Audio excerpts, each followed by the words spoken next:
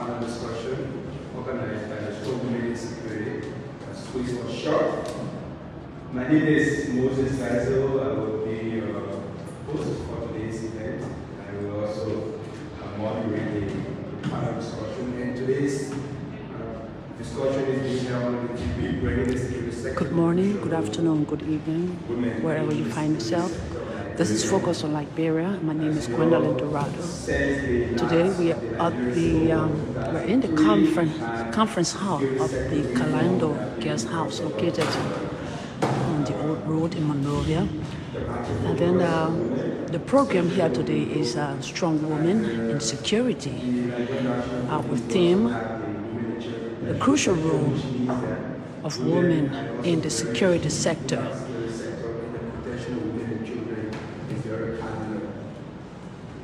And it's a panel discussion here. You're welcome to this broadcast. My name is Gwendolyn Dorado. Once more, welcome you to this broadcast.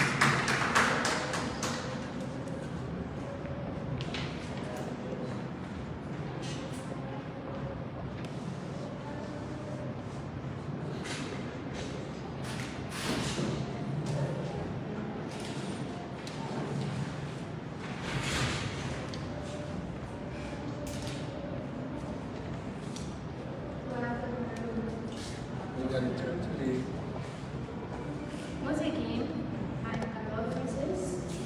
I take the honor to welcome every one of you to the Strong Women Society, Security, first panel discussion. President of the women is CEO for the high influx in reducing the resources. So our panel and our distinguished audience,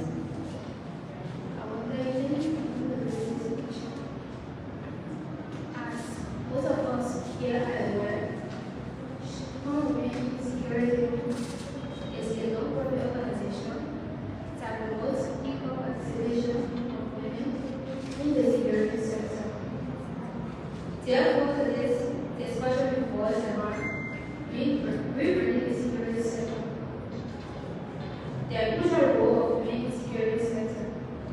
We felt it should be discussed among experienced security personnel as in-depth as they will help shift the minds of others who will join this field, but then they don't know what to do. Ladies and gentlemen, I welcome you to today's panel discussion and on behalf of SWIS, I say thank you all. Thank you so much. As you already understood, there are a lot of areas we'll be looking at today in this panel discussion, and we have discussants who have been in this sector for quite a long time with a lot of experience. So they're going to give us what they know about the security sector and how they create a kind of parity or equality in the security sector affecting women specifically. So now we want to know exactly why SWIS, how it started, where it started from, and the briefs behind this organization. What is the key focus going forward? For that, for our keynote address, we'd like to call on patient Saki. She's a volunteer at SWIS. When you hear volunteer, so SWIS is an organization that embodies women in the security sector. It means that there's no one that is on salary, there's no one that is getting paid for because people with shared vision wanting to see the development in women serving the different security apparatus in Liberia. So put a hands together for patients.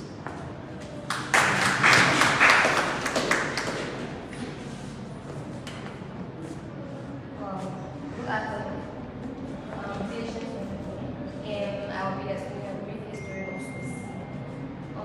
Strong Women in Society, as we all know as SWIS, is a non-governmental organization with the goal of pursuing and encouraging the incorporation of all women in the security sector and reforming the security sector to be more inclusive of women. SWIS inspires, motivates, empowers, and develops young women by promoting programs geared towards stimulating interest in public service in the security sector. We aim to encourage more women participating and involvement in the security sector, and to preserve the discipline and contribution of outstanding women, whether past or present.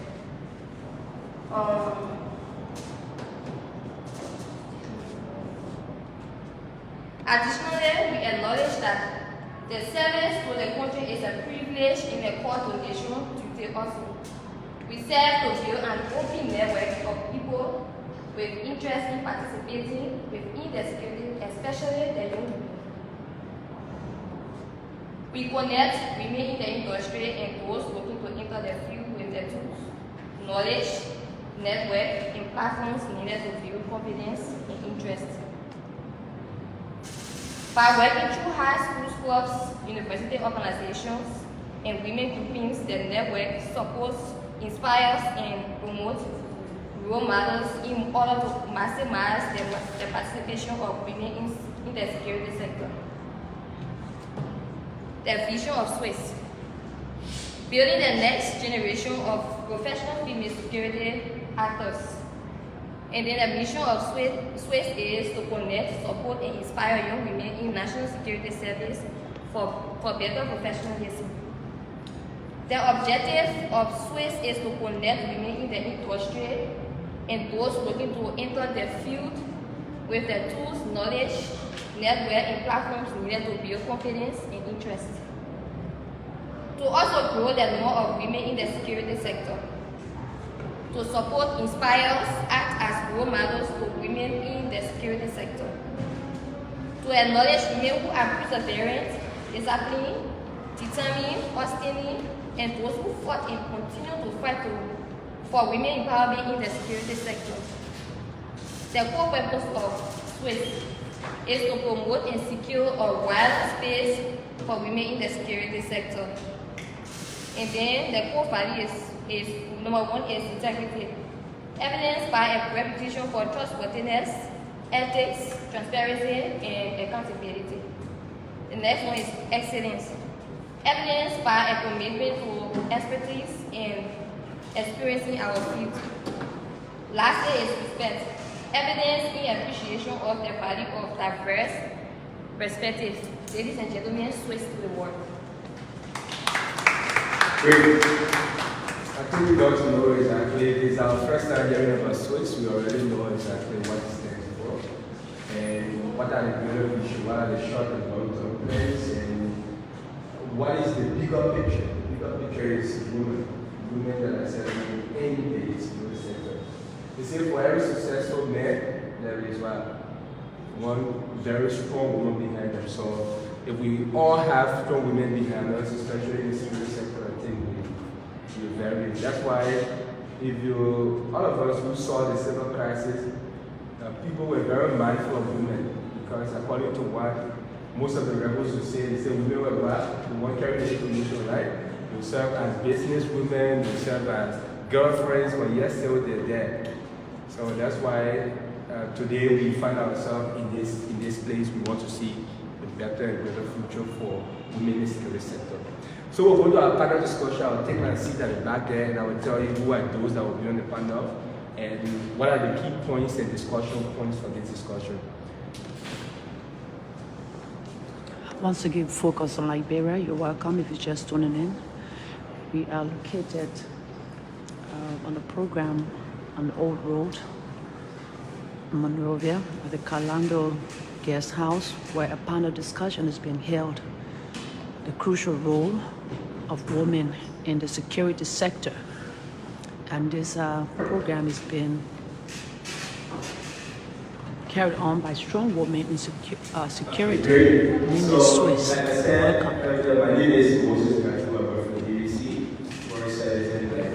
So I'll be moderating this panel, and some of our key areas we'll be looking at will be breaking stereotypes, women's leadership in security, enhancing diversity and inclusion in security terms, innovation and contribution by women in the security sector, mentorship and career development for women in security, opportunities and challenges. So we got 3 panelists that will be telling us their opinion on some of these areas. First, we will have someone who was trained by the United Nations Mission Liberia since 2005 under the supervision of the UN. He was determined not just to be a uniformed man, but cope differently, create difference since his entry into the police force. His relentless fortitude and passion for doing work is right, setting aside different ranks and functions. He's been trained also in the protection, rescue operation, and crowd control of the Police Mobile Training College in Gweza, LGA, Bono State, Nigeria.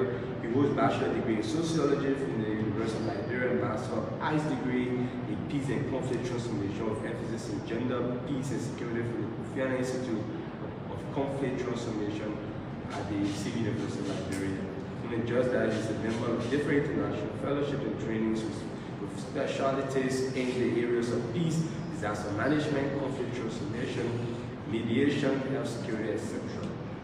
So, in 2019, he was named as Integrity Icon by Accountability Lab, one of the most international accountability institution. He is a 2021 Ambassador of the Institute for Economic Peace, also a 2016 Commission Peace Ambassador of the Young Ambassador for Peace, Liberia chapter, which I'm also one. And he's nobody else but Ambassador ACP Samuel G. Ford. He's one of our partners. Put our hands together for him. I will join him after the conference about him. I'll forget about him now. See, sometimes it's not about you, it's about what you do that you remember. For all of the richest men that live, and not the ones that have the money, and the ones who set legacies. So today, nobody knows the first rich man, the first billionaire in the world, but you know the first civil rights activist, right? So all of us can do that. So, serving as Deputy Chief of Lee Ward of the Liberia Drug Enforcement Agency, 8 years of service from 2016 to present. Next panelist is family-oriented and mother of 2 lovely kids, a graduate of the African Methodist Episcopal Zion University with a BBA degree in criminal justice with emphasis in sociology. Is a recruit trainee at the Liberia National Police Training Academy. Has a diploma in collaborative policing from the Kofi Annan International Peacekeeping Training Center. That's in Ghana, advanced interviewing for law enforcement investigators from West Africa Regional Training Center in Ghana, diploma in basic computers and stars. Our next panelist is Agent G2 Precious. We'll put a hand together for her.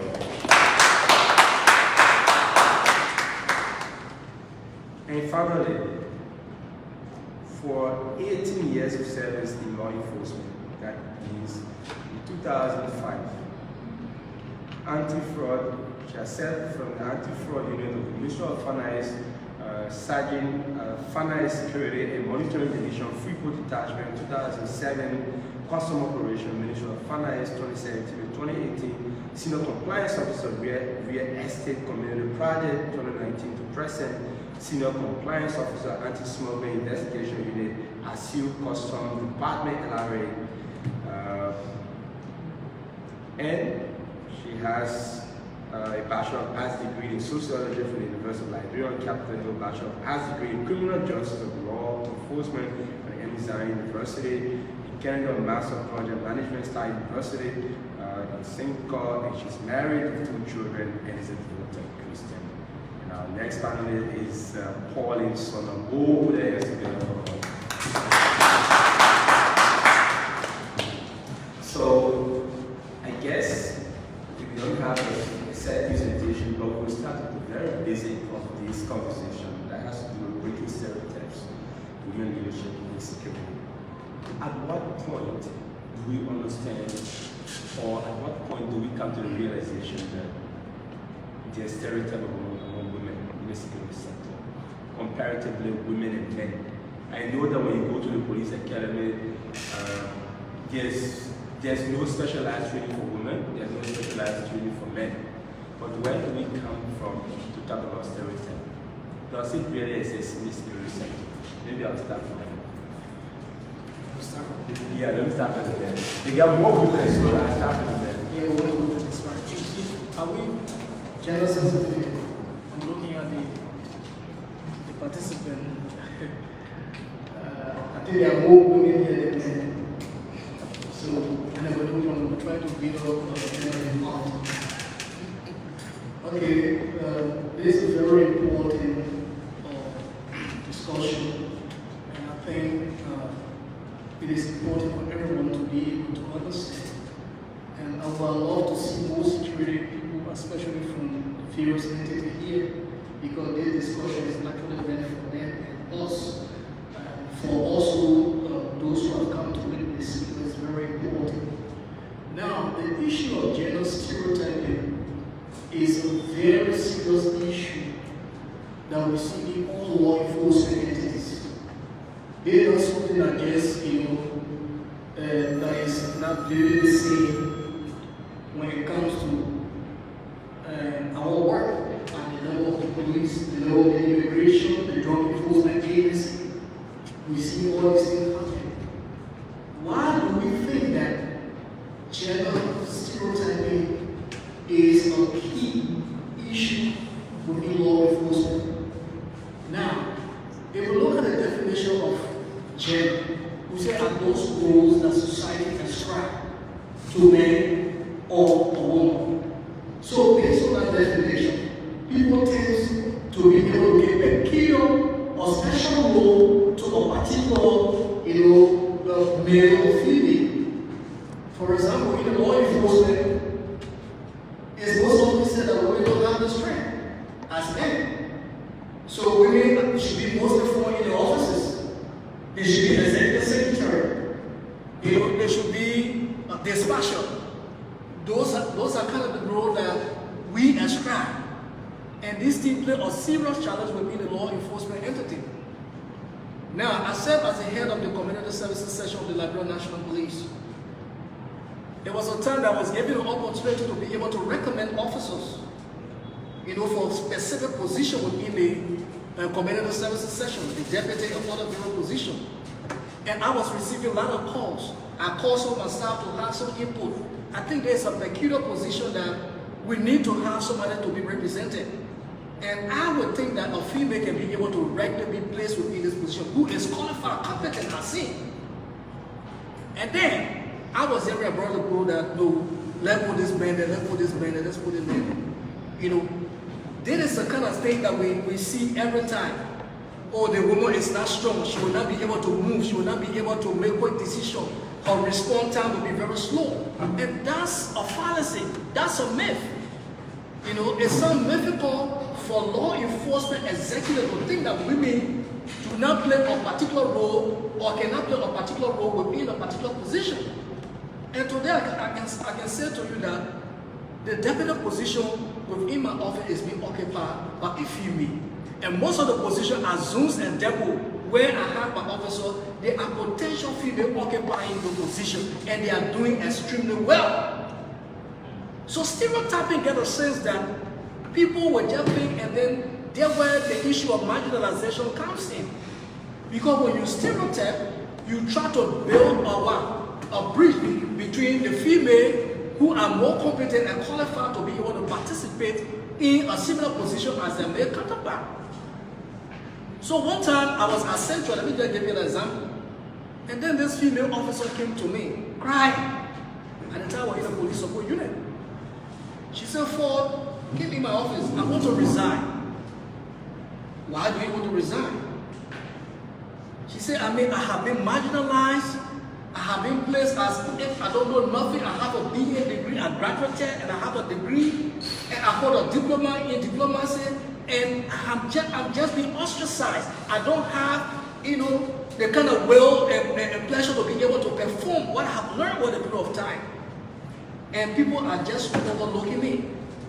So I said to her, is that the reason you want to resign? Because of somebody you think that is suppressing you? And I said to her, no. The fact of the matter remains that once you have potential and you have that charisma that we be able to do and make a good input within the Liberia National Police, I believe you can make a difference. And I said, don't resign because of an individual. It was not the individual that sent you on the police academy. You went on that police academy because you felt that you had the potential. So I began to talk to her, and I began to counsel, I began to encourage her. And I can say to you, it was one time the UN peacekeeper came here, and then they did an examination at the police academy for a UN peacekeeping mission to serve in South Sudan. And that girl took the challenge, went there, and guess what? She was among those who participated and who took the chance to take that test. She came as victorious. Today, she is on your peacekeeping mission in South Sudan, as one of the first female officers of the Liberia National Police. So the issue of gender stereotype is something that we all need to look into, especially with the male. You know, it comes from the male counterpart. It goes often. We see these things as a challenge. We feel that the women cannot be able to do it. But it's a fallacy. You know, it's a fallacy. Thank you. Great. So I think I like to throw that over to G2 Precious Blue. I know she's serving a senior position. At which point did you, or did your bosses or people who were superior to you realize that you had that potential as a woman to be at the level of a commander?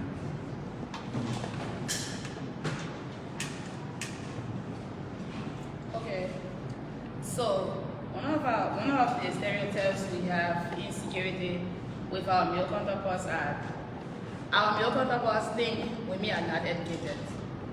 For instance, if a woman is being considered for a role, for a specific position, that woman has to literally check all the boxes. Like they have to check whether you are qualified, you got a degree, whether you, in fact, they will check age, they will check whether you are a mother, they will check apparently everything that needed to be checked. But then, if a male is being considered for that same position, they automatically think that you are qualified. They do not ask. The thing is, you will always find them telling you, we want qualified female. But now they will not say to you that we want qualified men. If, for instance, they want a position as a commander within this county, they will tell you a man can go there and serve or a man can apply for that position. But now they will say we want qualified female to apply for that position. So they think that there are no qualified women in security, and they think that we women, we were just handpicked and brought into security. First of all, our male counterpart think that security, that's a fee. The fee is being dominated by male. But our male counterpart think that's a career path for male alone. And we are saying no to that. We say that's a career path for whoever that seeks interest in being part of the security force. So, enough of the stereotype, give us the position, give us the space, give us the willpower to lead, give us the chance. And if we go there, we can overly prove to you that we are qualified and we are competent. We don't need to be overemphasized that whether we are qualified, whether we are this, because if that position is given to a man, you do not ask for qualification. You do not emphasize whether they are overqualified or who they are. You just handpick them and put them into that position. But when you reach to the woman, you want them checking all of the boxes. That is so unfair. And that's a huge stereotype within the security sector. Just keep the microphone there, so I'd like to go to Pauline. You serve in a lot of senior positions, especially talking about customs security, from the Ministry of Finance to the Port, to the LRA. She spoke about scrutiny, that there's thorough scrutiny for women candidates, especially when they want to allot them a particular position. They do face that. They do understand that you went through the vetting that the male candidate did not go through easily. Well, I can imagine how our male counterpart treat us the way they do. If it is up to me, I will stay in the classroom until probably my children bring me or bring the move. Because I don't know what a man described as female being qualified. You will go through the same training. Sometimes you may hire back than they do. put yourself in the training, and when you come to vetting, they're still looking for qualification. So when I sit, I imagine what made me as qualification. I think that's maybe in the world, qualified female are encouraged to apply. It sounds different, or they got their own interpretation, of which that probably our colleague there from the Liberia National Police will answer today on behalf of the men. Because when it comes to asking us, they want so much of us. And I'm the kind of woman who like to stand up tall. I got challenged some time ago when I applied for a job. And then despite all of the certificate I had, I know I had a degree in criminal justice. And then somebody took the position.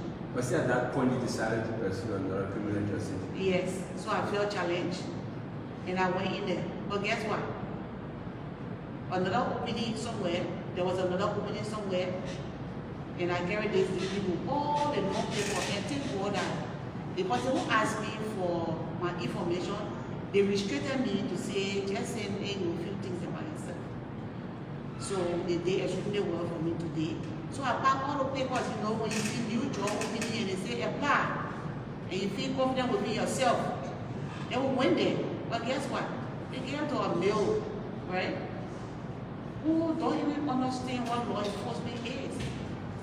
And at the end of the day, they say, you can get quality to run and pass barricade when it comes to real tactical move and all of that. So like then what is the qualification? So like you ask me, of course, stereotyping, discriminating us, disqualifying us, not allowing us to serve according to our qualification is the bread and tea that I drink every day of my life. It's the tea and bread that I drink every day of my life. And every second, once men see opening, they feel entitled, they use their strength, forgetting to know that when we're in a classroom, time to take later, the teacher will not divide a note. When we go with them in the academy for training, there is no time where there's any special preference because I was a woman on the academy. We went to training, we passed through the same training, all right? And then when there was time to make grade, we fought hard, we made no grades with them. Some of them even came lower. But in the real world, you find out the person is your boss, and they feel intimidated, that you don't have the muscles, you can't roam there, they take it to be like. So they just keep you down. So our men today, one of the police commissioner, representative, please, at the end of the day, when they give you the microphone, please stand up for the rest of our men counterpart in Africa. We know that the men felt entitled to our mothers yesterday when they kept them behind the door, just washing clothes and taking care of babies. But we today, we decided to stand up tall, in the name of equality, and then they still see that no matter the age of a man, they behave the same way. You get an old man, he will do the same thing. You get a young boy, he will do the same thing. So there's entitlement and men feel entitled. We too are going to school. Please give us the time to serve because we are equally qualified. Great. So you can cross the microphone over to Ms. Nelson. She's from the forensic section at the NP. I know most times when there are forensic investigations, I'm a journalist. When you go, the only thing you see, the women are standing there, get people in their hand, the men are the one, whether we want to take samples and so forth. Why do you think this is happening? You think the thing that you can do, or maybe because maybe the thing that you don't want to do all of it, you won't be going to pen? For my section at the Liberia National Police Forensic, I normally go on the field. So the position are distributed. So when we go on the field, both male and female, either at the side to take photos and do the writing while the other officer is examining the body. But most often, when we get on the field, we have a working relationship with our male counterpart. We had a cordial working relationship with our male counterparts, wherein we examine bodies together, carry on investigation and samples together. Now, in my section, we have 4 females, and the rest are males. 15 in number, 4 females, 11 males. Yeah. So I serve as a special assistant to the chief of forensic. In our session, we have like 5 males who have bachelor degrees, and we, the female at the time, we were sitting there, not want to advance our study. So for me, I looked into it, I said, no, I have to take a bold step, because we cannot have like 4 males in here. They have a bachelor degree, then we, the females, we are sitting here and feeling complacent with the work. So you have to empower yourself, because if you don't do that, already the men are marginalized with the females within the sector. So if you put yourself in that position, you will be able to stand with them in decision making. So on the field of study, for me, my bosses, they link with me, because I graduated from the UMU with BPA in public administration. So every decision making is done within the forensic. They will come to me with wisdom for making a decision. Great. So for her, she says that there are at least around 30%. That means the quota, right? At least 30% of women in her section. There are 11 males, there are 4 women, but they're kind of changing. They decide on role when they're going in the field, especially for the forensic side. And the forensic people are those who go about, maybe there's a discovery of or maybe somebody who's died, or maybe there are substances they need to go and see what it cause hazard and so forth. So they go, some people say, she said she will decide whether she will take note or she will take picture. Other people will be doing the solid work and high one. Okay, so let me inform you that we were joined by Honorable Clarence Masako. He's former representative of LOFA, and he's also a member of the Board of Commissioners of the Liberia Telecommunication Authority, the RTA. And Mr. Lawrence Yelu from Accountability Labs, Liberia. He's a country rep. Welcome, Mr. Yelu. This is SWIS, and we're having this special dialogue on women in security, rebranding the security sector as specific emphasis on women in the security sector. So the next line of discussion will focus on enhancing diversity and inclusion in the security term. And I listened to what she said. They kind of pick what they want most times. They go in the field, but does that happen in every case? Does that happen in every department? That's the question I'd like to ask. You said you presented your credential and they said you didn't have a criminal justice degree, but which put you to go and have it. She also said most women in security I somehow laid back.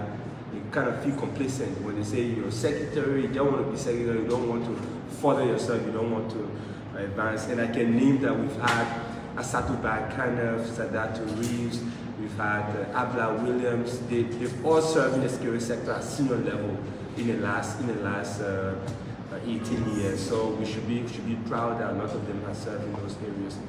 But I want to know, how can we be able to encourage innovation and diversity among women and men? Maybe I'll start with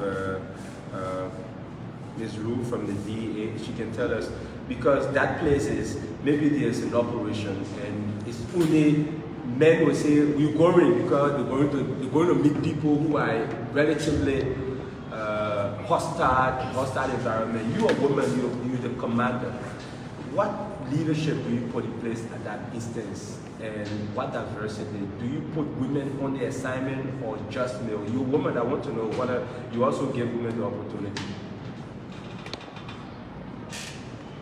Okay, so with that, we always give, like for me as a person, I feel like if a woman is given this opportunity to lead a certain group to go, maybe for instance, to go and read, that woman do perfectly well, 100% then when the man is leading that group. Because the first thing is, she is free from corruption. She's, yes, that's true. That's true. And the next thing is, she do that work without fear nor favor. If a woman is leading a team, I've led a team, if I am always leading a team to go on the field. And I know what happened there. We do not compromise because when it comes to this drug business, women are more affected than men. Because almost everybody, all of the Zogos that are on the street, the men will say that your child, because that's a bad child. If a child becomes bad, automatically the woman takes the blame. But if that child is good, he's a proud product of his father. So you see a lot of women in the churches praying for their children to leave the street.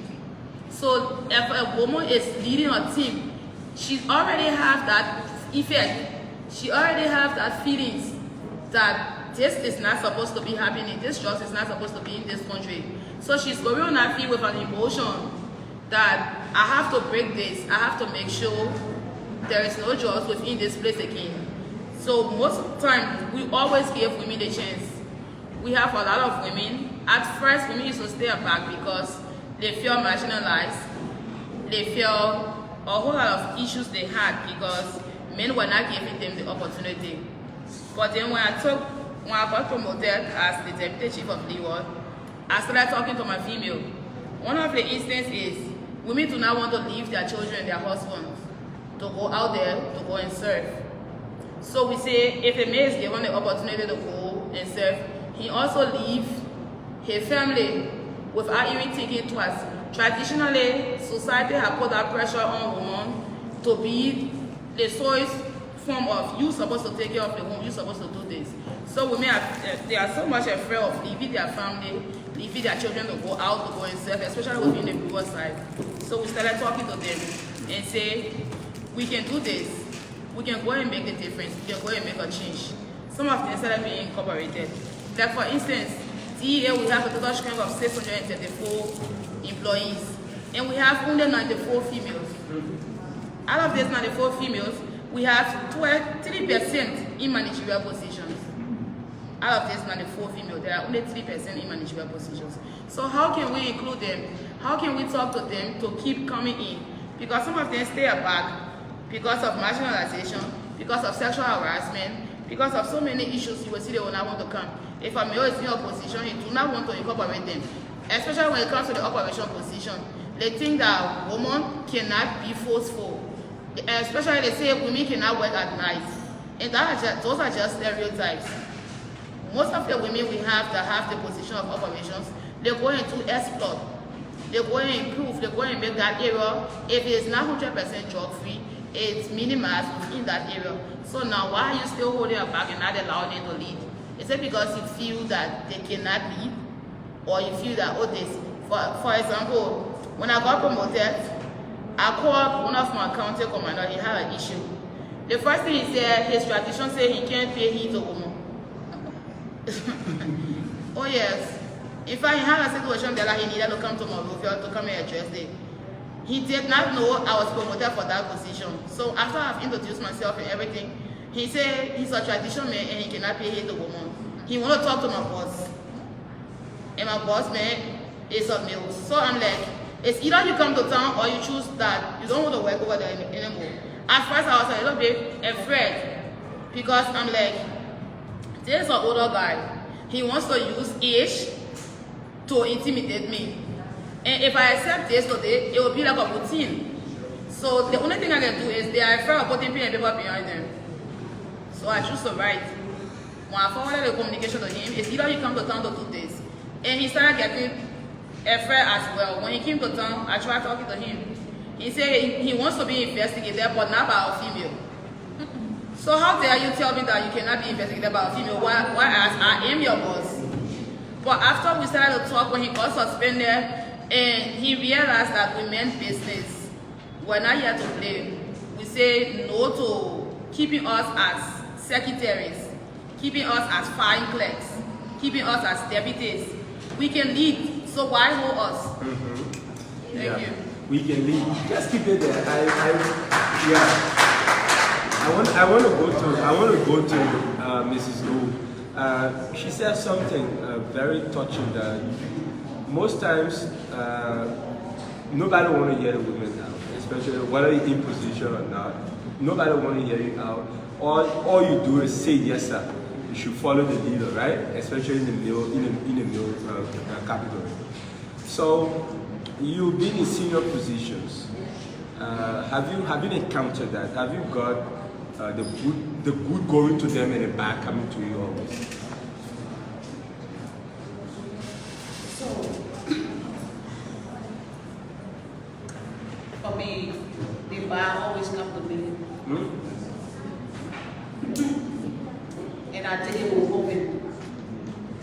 Because once a male stand up, knowing your responsibility as a man, not only in the security setup, and decide to flex a muscle with me, I take a position and probably allow him to take my position. So when you throw stone at me as a man, I know how to use it better than you. So it's always the women not able to do certain things. Somebody who come to me, ask me to mentor them because of the same practice. Fortunately, become my boss. And they look at me and say she is not able to write war report. She can run the office well. You can trust her for the office. So let's get this straight. Your mentee turns out to be your boss, and your boss says you are able to run the office. Yes.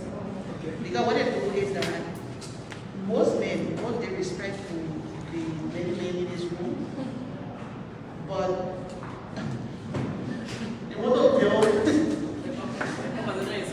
Yeah, they want to build this rapport with their friend. My man, the man and my man, right? The man and my man. And for us, we got man and my man. We stand up for what we stand up for. They don't like it like that. Because in my workplace, if it is your turn to put this water here at 1 p.m., don't let anything disturb your mind. This water got to be at 1 p.m. Then you'll be my girl. But for the men, they say that man and my man, I will put the water here at 3 o'clock. And it works. So with that kind of way, we come down on them to ensure that they do their work. They really don't like our business. They say women business hard. She's too much for herself. And you know, who she thinks she is. And the more you say who you think I am, I will be bouncing in front of you because I know who I am. Alright? But when we go to work, make sure you just do your job. When we get in the boxing ring, it's a different thing. In the professional environment, men should understand that women, bosses who can do the job, perfectly for them. And in the institution, they can also understand that when one person wins, everybody wins. It will not always be the men winning. So when we give you this instruction, you take it. Take the instruction, at the end of the day, you yourself will share the pride. Because institution is not built on women's head. It's built on everybody's head. It becomes the running of the place, become everybody's business. So if I got the expertise to run the place, not because I'm a woman, allow me to run the place, and we all will enjoy it. We got one common say to my job site, they said, you pay your taxes, we all enjoy. So it is. Use my expertise and you will get it proud, and then you can put on your shoe. But if you keep me on the cover with all my qualifications at the end of the day, when the place go bad, yes, some people say the place can change, the place will never improve. How the place will improve when you think the people who are supposed to do the job are not your temp. When you feel the people who are supposed to be doing your work should be kept behind the table and then come to lead that to serve you. We are no longer going to serve you. Let me just hold you there. I want to bring it to Ms. Nancy. Nancy, have you been tolerated at your job site, at your section? You said there are only 4 females. Have you been tolerated at a certain point? you feel proud, or probably you always ostracized or maybe kicked? Your suggestions are we taken seriously most of the time? Sometimes it is a challenge. Put the microphone a little bit in front of you. Sometimes it is a challenge. For now, my boss traveled and he left a mandate with me wherein everyone should come to work not later than 9:15. So most of the men, because I deal with the daily roster, I come to work later 8 o'clock, I'm in the building. When they come 9, 10, they want to sign in. And I said no. If I can cut my sleep and come to work on time, you also can do the same. So for that reason, it can be easy in the session. We have serious problem with. But do you compromise at times? Do you compromise by will or by duress? No, not by duress, by time, because if you call me and tell me that, oh Nancy, I'm coming to work but I have a little challenge with the traffic issue, it left with me to use my discretion. Because if you want to beat the traffic, you will wake up as early in the morning and you will not beat the traffic. But if you wake up around 8, say getting ready to come to town, definitely you'll beat the traffic and you will not get to work on time. So we all decided to make things right. And if you are a decision maker, you shouldn't take side to say, I will do this for male, I will do this for female. No, we should go across the board. Great, I know 4 seems a bit protected now. You see, there are more men coming in the building now, right? Yeah, so at least you feel protected. Friend, you are asking why there are more women here than men. Thank you for coming, men. At least we're getting strong now. So I listened to you earlier. You said you got a lot of your commanders in your section.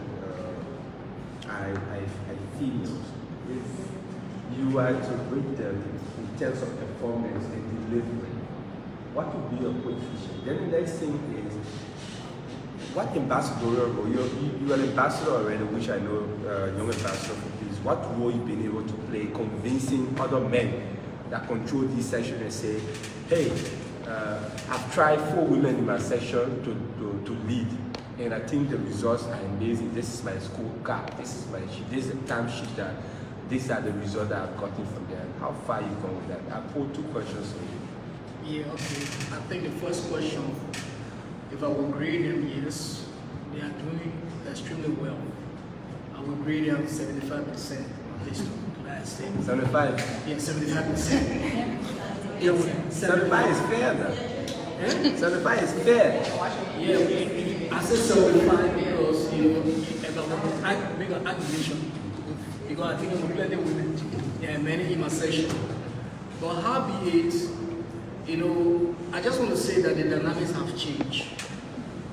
I have an opportunity to serve in almost all of the strategic committee at the LMP.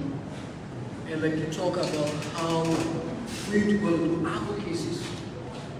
At that strategic meeting or at that strategic committee, I make sure that I advocate for at least a female to be part of the committee. And on that committee, we have more than 4 or 5 female making decisions on those committees and making their input very well. The flip side of it also, there have been opportunity now being given to some extent. It's a gradual process. But at the level of the security sector right now, there are more opportunity in terms of education, in terms of the peace mission and other positions that have been set aside for a certain percentage of women should be able to occupy this position. So I think that there is a little change in it. All we need to do is to be able to amplify our voices like we are doing at all levels. Make sure that female representation is all around in every aspect of what we do. As a matter of fact, all almost all of the training, for example, international training, if I have the opportunity to select, I always have both females. In fact, at one point in time when I sent them to Botswana, and then they came back with a firm recession from what happened there.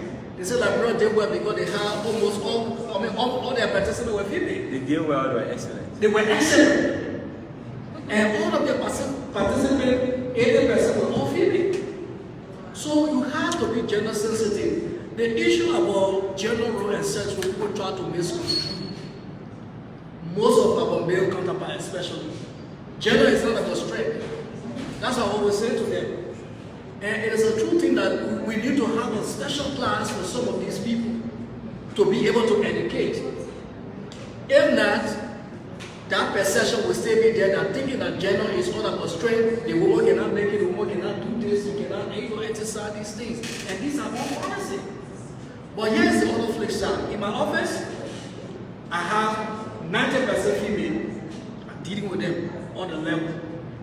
But again, the question remains, are we supporting each other, female counterpart themselves? There are some point in time they are fighting each other. There are some point in time they are not supporting each other. There are some point in time they feel, jealous of their friend being excelling. Then for example, somebody say, I want to run it again because I feel, I'm elevating the person is smart, you elevated, you give the person position, and then they come and say, oh, the person is the person. So there's a other flip side of the coin that we must understand that female need to support each other as we are advocating for them. Sociology Margaret said she brought up women's liberation. She said women must share the responsibility with their counterpart, and that's how she classified women into two groups: morning woman and woman to woman. Morning women are people who share the responsibility with their counterpart, while women and women are people who are remain parasitic women. So we try to change that dynamic at the level of law enforcement, and that's why you see the IGP have at least we have now a female police spokesperson, which is a female. And other positions will have female occupying those positions, and they are doing well. But again, another issue is some women try to shy away from responsibility. In my office, you try to talk to them, you try to encourage them to feel that I'm a responsible person, a married person, and you try to be able to push them to be able to achieve their goal. Okay. That's a challenge also we are facing when it comes to the issue of women participation in the process. Let me cross. Just keep the microphone. I think this is needed for you in terms of the mentorship aspect and trying to provide career development for these women. How robust and inclusive it is, especially for women, when there are hundreds of opportunities coming forward. What's the coefficient of women to men that you allow and go for these units, especially for the section? I think about 90% female.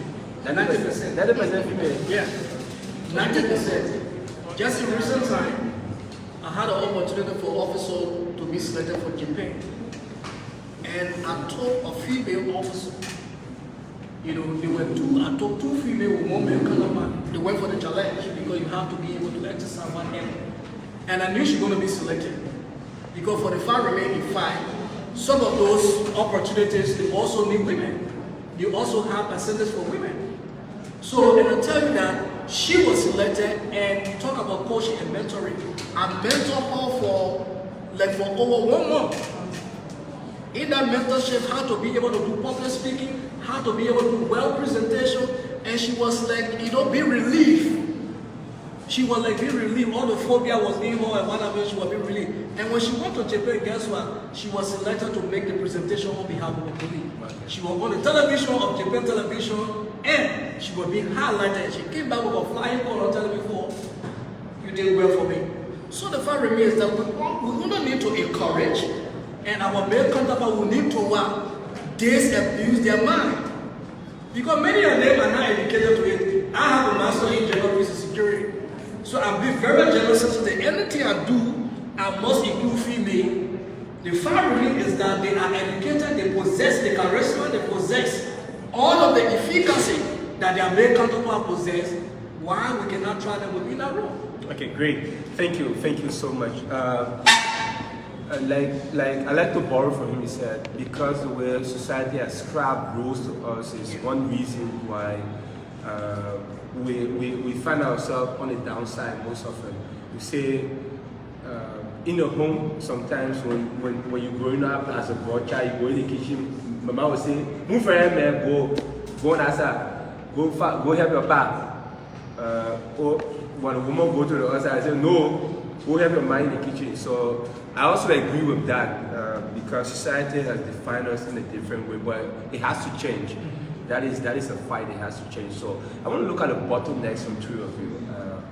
I said equally divided. I the jobs, I the mentorship, I the educational opportunities that come to these agencies. A lot of them mostly to females. Where we already know that most of our males I already most qualified.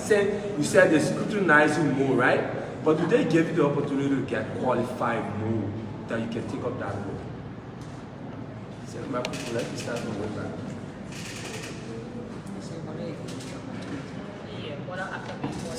So you said. So what do you say is that when there are roles that I open, they want to pick who's qualified for the job.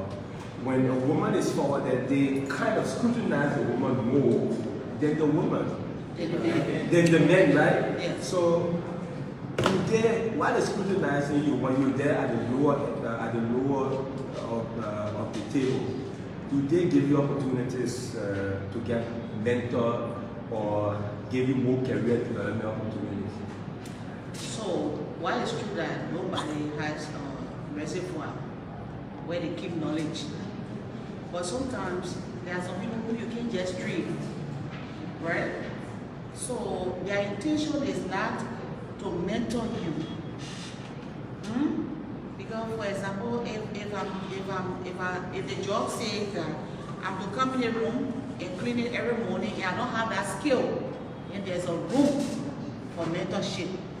But now I can clean a room and clean the roof, and you still say I'm not qualified, all because you want to give it to your body, to your maid. I'm not the maid.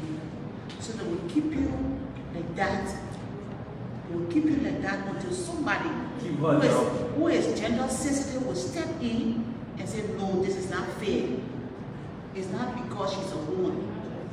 I've had that experience before. Before getting my first promotion, and then I was serving anti-fraud, we are operating in the reading room, going to the free port, and back and forth. And then when it was time for promotion, and then of course I was staying in the University of Liberia without a first degree. But then the guys that were there, at least for me, I was on my way to school, right? Or I was already in school. But then the guys, some of them, they fought. They don't even understand why you mean by school, right? Still, I was not qualified. And I was not the one who was qualified because the same thing my police said. Somebody said, okay, she will not be able to leave her family to come and be on the base radio through all the night. So they give it to somebody who is vigilant. But then vigilant itself is not just about being able to stay on late. It's about operating the instrument they have given you to work with. So their intention is not to mentor you in most cases, but rather to keep you off so they can do their body thing. Okay, is it a body thing? Do you, Ms. Brew, do you also do the body thing when it comes to opportunity to build capacity? In fact, since you were promoted, have you been able to get that kind of training? I know you were there. Most times when men are there, you see that, today we get the training workshop in Ghana, in Nigeria, in Kenya. Have you had the opportunity to benefit, or have your colleagues had the kind of in-service training on drug enforcement? So, for me as a person, yes, I've been given so many opportunities. But then, should it be only me? No. We have other people there. I keep telling my junior officers, especially the females, you got to put yourself in the position. And if the bosses are giving you the opportunity to travel, they think they are doing you a favor. Like they will tell you, in can't see, we sending 2 female. Like, how come you think you're not supposed to send more than 2 female? So why you think you're doing that female a favor by sending them? So we keep saying this thing. Bosses in the men still think that security is a man's work, it's a man's career. And we are saying no to that. Like my colleague talked about women having issues, women having confusions, women are bringing each other down. The men also do the same, but they are still given the opportunities. So we don't necessarily have to be friends. We went to work. But we can be buddies, we can be colleagues. We don't have to be friends, we don't have to. We are humans, we can have our issues all the time. But we should still be given seats at the table. Most times if they are telling you, if they are giving you that seat on the table, they give you the bare minimum. They make you fine clerks, they make you secretaries, they make you deputies. They think you are not in that position to serve as the leader or as the head for that area. So as for career building trainings, they also give it, but then they are giving it on a lower scale. There will be a training coming out for 5 persons to attend. They send 4 male and 1 female. How are they doing you a favor? How are they encouraging you to still keep coming up and say, yes, I want to be part of this system? If they are sending people to school, if opportunity comes for people to go to school, they're still sending more male and less female. And now they're still thinking that there are no qualified females. So how do you want us to be qualified? If on a larger scale, you still prefer the men, you still prioritize the men to go, and then you keep women at the back. We want to be on the table, but now we don't want to be seated on the table as a means of we are on the table to clean the table. No. We want to be seated on the table as a means of having discussion and being part of a role to interact, to make decisions. We don't want to just sit there helping you to pack the tables, and after the job is done, we clean the tables for you. So bringing us to the table, you are not doing us a favor. You are putting us there because we are qualified and we are meant to be at that particular place. Okay. So Nancy, are you just keeping the records? You get a special assistant in a place there, or they give you opportunity also to get added knowledge. Maybe they say, let's say you need to go for HR training because you're managing people already, to go for further forensic knowledge because the sciences are growing, they are improving every day. Yep. For my section, training comes most often, and in our session, females also are selected